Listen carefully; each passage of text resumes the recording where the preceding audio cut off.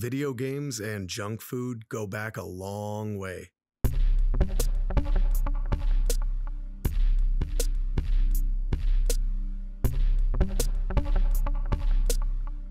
I remember Halo 3 Mountain Dew Game Fuel like it was yesterday. I have distant, fond memories of the Mario Kart 64 Taco Bell promotions, and I remember wanting a gold-plated Pokemon card from Burger King more than life itself, and I didn't even like Pokemon. But they were awesome, and if you had one, you were the envy of every kid in school. I never did get one, but I had something so much better, the demo discs from Pizza Hut. This is how we were introduced to Tony Hawk's Pro Skater, a series that I ended up putting thousands and thousands of hours of my life into in the years following this demo. And wouldn't you know it, I still have 2 of those discs, including the one that introduced me to Metal Gear Solid, my favorite series. This little piece of plastic with a few ROMs written onto it holds a lot of memories, and I can't believe it's been 25 years since a waiter handed me this thing while I was munching on breadsticks, sipping cola out of my red plastic cup. I was maybe 10 years old. Although most junk food video game tie-ins are simple promotional material, like the Mario 3 Happy Meals or World of Warcraft Mountain Dew, sometimes you'd get a chance to win something, like the Nintendo 64 Rice Krispies cereal contest. 1 in 64 wins, aha, I get it. We didn't care about the poor odds, you had a chance to win something. Then you had games like the bizarre Pepsi Man or Chex Quest, which was a full-on FPS running on the Doom engine, id Tech 1. The game was packaged into boxes of Chex at no additional cost to the consumer. The promotion ran for 6 weeks, and it ended up boosting Chex cereal's volume share 48% from the previous year, and Chex Quest still has a cult following 30 years later. There have been sequels, several fan-made WADs, and an official HD remake being released only a few years prior.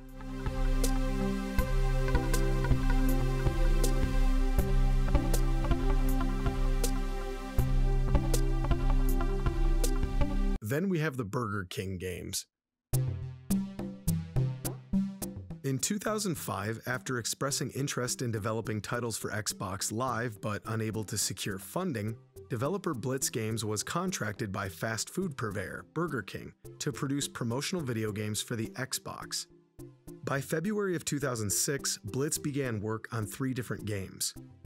Though each game is short and simple conceptually, it should be noted that Blitz Games really pulled off quite a miraculous feat.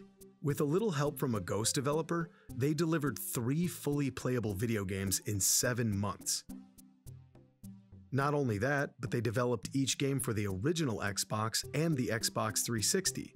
This may not sound like a big deal, cross-generational games happen every console cycle, except that Blitz was able to fit everything onto a single promotional disc.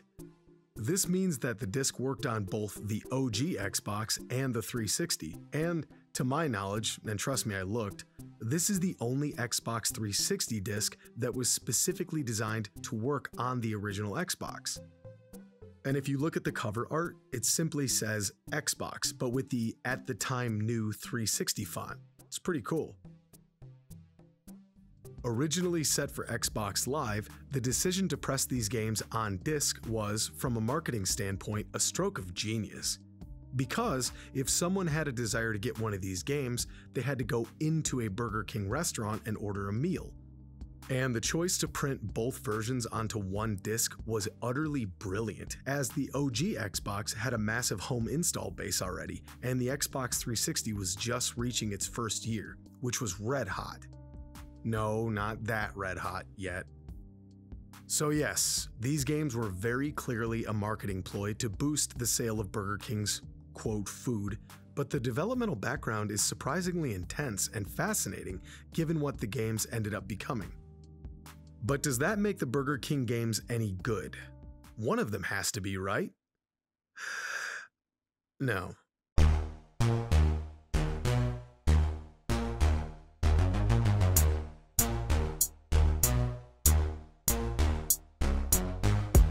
Pocket Bike Racer is a game. Well, in the technical sense, it's a video game. Taking inspiration from many a kart racer, such as Crash Team Racing and Mario Kart, Pocket Bike Racer sees the player control characters like The King, Whopper Jr., which is a man fused with a hamburger, Subservient Chicken, which has many strange connotations, and celebrity guest racer Brooke Burke. Interestingly enough, Brooke also had a part in Need for Speed Underground 2, a debatably better racer than this. Kidding aside, I used to really love Brooke Burke, and she's aged like a fine wine. But I seriously doubt anyone bought this game for her. I don't know why anyone bought this game, period, but... Like Mario Kart, the player can race through tournaments with progressively higher cubic capacities. There are 5 courses to run, to include a construction yard, a suburbia-type area, and the King's Garden.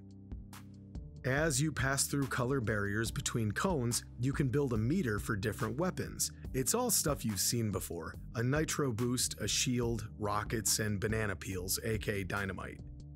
The standard race is what you think of. Several laps, be the first. It, sucks. Yeah, if you couldn't tell, this isn't very good. Sometimes you'll drift and hit the nitro just right on a straightaway, and it feels pretty good, only to then get stuck behind a wall, a crate, or a fence and have to stifle a bird-like shriek of anger. It's this weird mix of huge character models and stiff controls packed into these tiny little areas with tight turns and obstacles everywhere.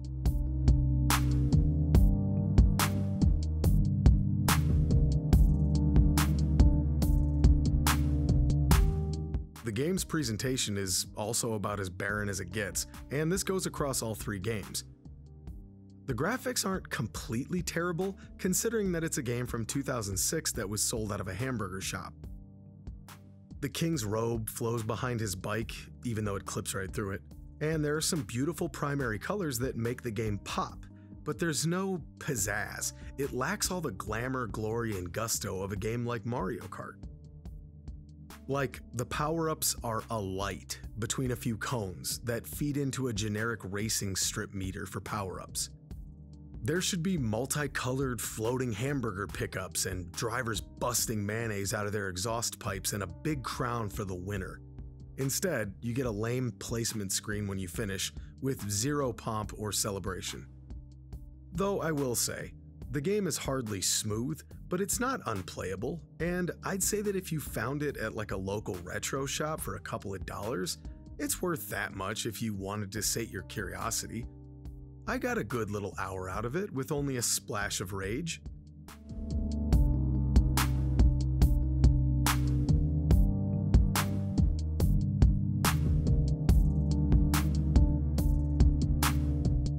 Can we just look back at how creepy this mascot was for a second? I mean, Jesus. But to their credit, BK does have a knack for memorable advertising. I find myself whistling that current jingle of theirs from time to time, and I haven't set foot in one of those places in like 15 years. Anyway, Big Bumpin' is the bumper car game with modes like Last Man Standing, Power Surge, Shock Ball, Bumpin' Hockey, and Control the Puck. There's a tournament ladder much like Pocket Bike Racer where the player goes through each mode on a variety of carnival-esque maps.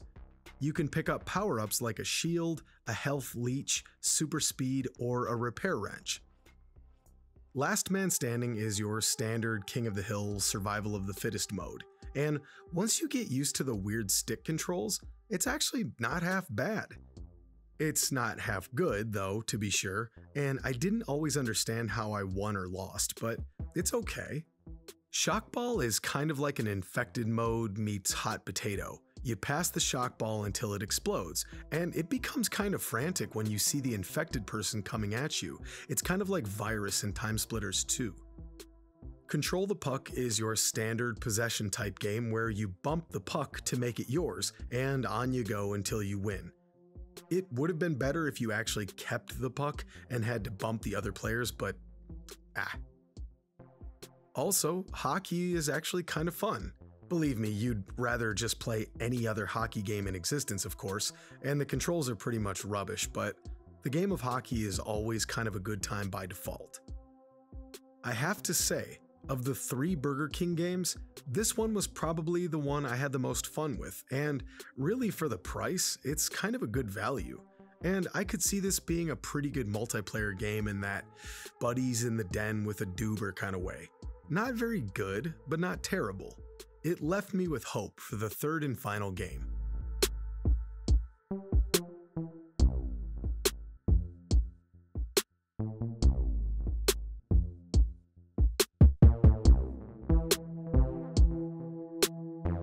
The sight of this big-headed potentate creeping around someone's property is ripe for a horror premise. You know, this whole game should have been horror-focused. The premise alone is terrifying. His Majesty with a giant cabeza sneaks around, hiding in trash cans and boxes, delivering treats to unsuspecting people. And the first-person view really cements the freak factor. He's like a Michael Myers monarch. The way he tiptoes around. Ugh. But this is the weirdest game of all, not just because you're a man in a mask stalking people while breathing heavily, but this is the game that Burger King had the most creative control over. Blitz Games initially wanted this to be more puzzle-focused, and then they changed it to a spy vs. spy kind of game where several kings had to compete to deliver the most food while laying traps for their enemies, which actually sounds kind of sweet. And if you know my channel, you know I'm a stealth game fanatic. It's one of my favorite genres. But Burger King had these weird rules that ended up changing the game completely. BK mandated that no characters could compete with the king or vie for his crown, as there could only be one king. Isn't corporate input magical, kids? Additionally, the king couldn't encounter any traps or hazards typically found in stealth games. Yeah, I'm sure somebody would have seen this game, this fictional mascot in danger and thought, ooh, I'm never going to Burger King again. With these sort of ridiculous constraints, all things considered, it's a miracle that this was a game at all. But the idea is that the king is at some job site where people are logging and flogging their logs, and the workers can't seem to go 5 minutes without feeding their fat faces or slurping down the tar-colored diarrhea that passes for coffee. It's the king's job to discreetly serve them food, and if you time it right, tapping A once more will provide a little dance for the recipient. As you skulk about, you need to target the person close to fainting from hunger. What's this job site's company policy on breaks anyway? You'd think that this was a place where viruses originate from. Jeez Louise. You do this while dodging the extremely narrow vision cones from other workers. If you're busted, the king just kinda goes, "Aw shucks," and moves along. Nobody seems to care that this decked out poof is passing out unsheathed sandwiches from trash cans before dancing in front of them.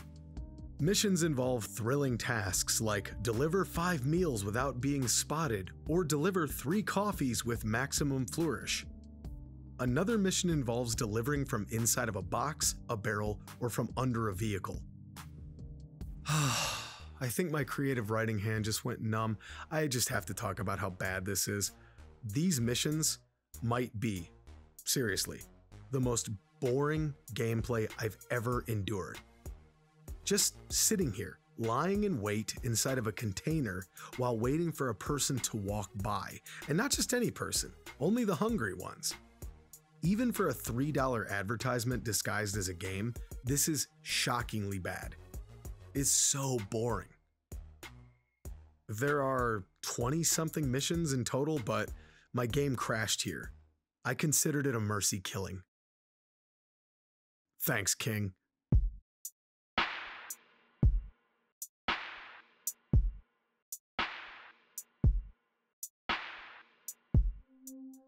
You know, I like that these games don't have the pretense that they're masterpieces. They know they're cheap, silly advertising vehicles, but they're not self-hating pieces of media either, which I appreciate. The developers got some cash, got some experience, and they pulled it off in 7 months. And hey, for $4, you could do a lot worse, and it made the company millions of dollars, so it was definitely a wise business move. The 3 Burger King games aren't especially good, but you know what? It reminded me of that glorious period of life in 06, 07, where the boys and I would just get together and drive on a summer day without a care in the world. As I was bumping cars, racing pocket bikes, stalking people with excess calories, and thinking about Brooke Burke, I remembered that time period, back when the world seemed more fun and carefree, when the Xbox 360 was the shit, and all we worried about was nothing. Burning some hash while listening to Morphine on a beautiful day in July. There's a song from the band called Cure for Pain, and the chorus ends with, "Someday there'll be a cure for pain. That's the day I throw my drugs away."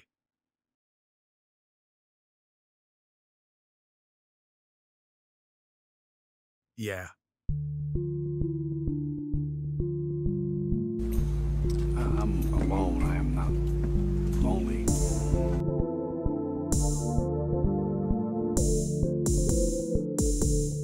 Excellent.